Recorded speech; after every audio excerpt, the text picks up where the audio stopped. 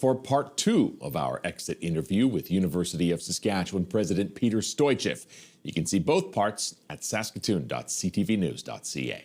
Research has always been, and that's kind of what you were mentioning, the research has been a staple and it has become one of the top line items when people talk about the university. Yeah. So that's big. And then Indigenous inclusion and reconciliation has been kind of another hallmark of your. So it just so happened that when I came in the fall of 2015, that's when the Truth and Reconciliation Commission report was released.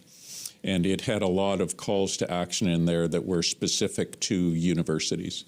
And we took those really seriously. Blaine Favel, former chief of the FSIN, was our chancellor at the time. He was uncompromising that this university would be a leader in the country. And I like to say that we have been a participant, not a bystander, in reconciliation. And that, again, is because we've had a lot of elders and knowledge keepers and students and Indigenous leaders here and across the country helping us out. Okay, so what's next then for Peter Stoicheff?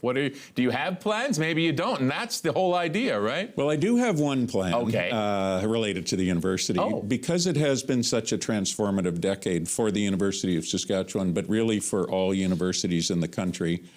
And your audience members would know for universities south of the border too, although in a different way. We're not struggling like that in this country, and certainly not in this province where we're well supported. I would like to write all of that up because it's been a time of tremendous change. And I've had an interesting perspective on all of that, being the president, that I think, I feel a responsibility to get that expressed somehow or other. So I will be doing that. Okay. Are you going to get your own wing? Or the Peter Stoicheff booth at Louis? Or do you have a say in that? Or is that something that they'll just one day unveil? Maybe they'll unveil it. I don't know.